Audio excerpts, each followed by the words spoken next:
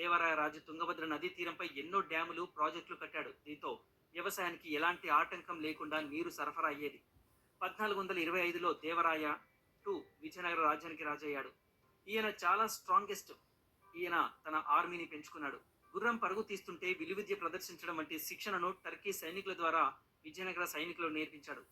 గుర్రాలపై యుద్ధం చేసే సైన్యానికి ప్రత్యేక శిక్షణ ఇప్పించి ఆర్మీని బలోపేతం చేశాడు.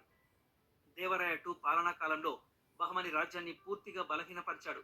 పోర్చుగీసు చరిత్రకారుడు తన గ్రంథంలో దేవరాయ టూ చాలా శక్తివంతమైన రాజు అని, శ్రీలంక, మలేషియా, బర్మా వంటి దేశాల రాజులు ఇతనికి పన్నులు కట్టేవారని రాశారు. పర్షియన్ పర్యాటకుడు అబ్దుల్ రజాక్ విజయనగరంలో 11 లక్షల సైన్యాన్ని చూశానని చెప్పారు. ఇటలీ శాస్త్రవేత్త నికోలా కంటే హంపి సిటీ రోమ్ సిటీ కంటే పెద్దదని రాశాడు.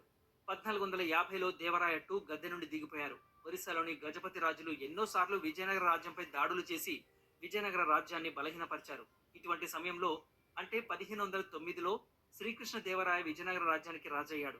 ఈయన 1509 నుండి 1529 కాలంలో రాజుగా ఉన్నారు. ప్రపంచంలోనే one of the greatest Indian king. పోర్చుగీస్తో మంచి సంబంధాలు పెట్టుకుని ఆధునిక యుద్ధ ఆయుధాలను దిగుమతి చేసుకునేవారు.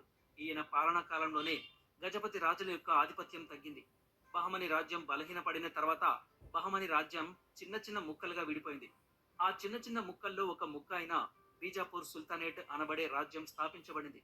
బీజాపూర్ సుల్తానేట్ మరియు గజపతి రాజులు ఇద్దరూ కలిసి శ్రీకృష్ణ దేవరాయ పైన 1520లో యుద్ధం చేశారు. కానీ శ్రీకృష్ణ దేవరాయ సైన్యం ఇద్దరిని ఓడించింది.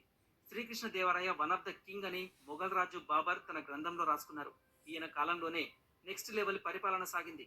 మొత్తం భారతదేశంలో ఉన్న ఇస్లామిక్ రాజులు కలిసి వచ్చిన 11 లక్షల శ్రీకృష్ణ దేవరాయ సైన్యాన్ని ఓడించలేని స్థితికి చెందిన విజయనగర రాజు ఈయన.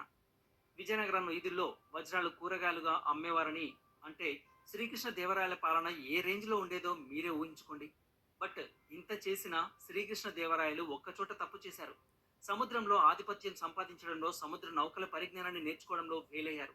దీనివల్ల పోర్చుగీస్ వ్యాపారులు ఈయన పైన ఆధిపత్యం చెలాయించేవారు. కొంకన్ కోస్ట్ లో వ్యాపారం చేయడానికి పోర్చుగీస్ వ్యాపారులకు పన్నులు కట్టే పరిస్థితి. ఏదేమైనా ఛత్రపతి శివాజీ మహారాజు వీరి కొమ్ములు విరిచాడు అనుకోండి. కానీ శ్రీకృష్ణ దేవరాయ అనే వ్యక్తి దక్షిణ భారతదేశ చరిత్రను తిరగరాసిన వ్యక్తి. ఈయన 1530లో చనిపోయారు. ఈయన గనుక ఇంకా 50 ఏళ్లు బతికుంటే మొఘల్ రాజ్యం అనే పేరును భారతీయుడు విని ఉండేవాడు కాదు. 11 లక్షల మంది సైనికులు, 1000కి పైగా యుద్ధ ఏనుగులు, ఆర్టిలరీ టెక్నాలజీ, అడ్వాన్స్డ్ ఆయుధ సామాగ్రిని దిగుమతి చేసుకోవడానికి సముద్రాలపై అవకాశం ఉన్న ఏకైక రాజ్యం విజయనగర రాజ్యం. శ్రీకృష్ణ దేవరాయ స్కాలర్ కూడా. ఆయన ఎన్నో గ్రంథాలు రాశారు. ఆయన విషయం మనందరికీ తెలుసు. విజయనగర రాజ్యం పతనమైంది. 1565లో తల్లికోట యుద్ధం తర్వాత శ్రీకృష్ణ దేవరాయ మరణం. 1543లో సదాశివరాయ రాజు అయ్యాడు. కానీ సదాశివరాయ విజయనగర రాజుల్లో చాలా బలహీనమైన రాజు అని చెప్పవచ్చు. ఈయన పేరుకే రాజు, కానీ రాజ్యాన్ని మాత్రం శ్రీకృష్ణ దేవరాయ అల్లుడైన రామరాజే పాలించేవాడు. విజయనగర రాజ్యంలో ఉన్న పాలిగర్లు తమలో తాము కొట్టుకున్నారు. ఇక్కడ నాయక్స్ లేదా పాలిగర్లు అంటే విజయనగర రాజ్యంలో ఉన్న మండలాలను పాలించేవారు. ఏదైనా యుద్ధం జరిగితే ఈ నాయకులు సైన్యాన్ని తీసుకొచ్చేవారు. తమ యొక్క మండలాల్లో పన్నులు వసూలు చేసి కొంత షేర్ను విజయనగర రాజ్యానికి పంపేవారు. తెలుగు మాట్లాడే రాజులు రాజ్యాన్ని పాలించడం తమిళ్, కన్నడ నాయకులకు నచ్చలేదు. దీనివల్ల విభేదాలు పొడచూపి విజయనగర రాజ్యం బలహీనపడింది. దీంతో పాటు బలహీన రాజు ఉండడం, రాజు ఆదేశాలు ఆలస్యంగా అమలయ్యేవి. అడ్వాన్స్డ్ ఆర్టిలరీని అప్డేట్ చేయడంలో కూడా సదాశివరాయ ఘోరంగా ఫెయిల్ అయ్యారు. అదును చూసుకుని బీజాపూర్, గోల్కొండ, అహ్మద్ నగర్ ఇస్లామిక్ రాజులు మొఘల్ సైనికుల యొక్క సహాయంతో 1565లో విజయనగర రాజ్యంపై మూకుమ్మడి యుద్ధాన్ని ప్రకటించారు.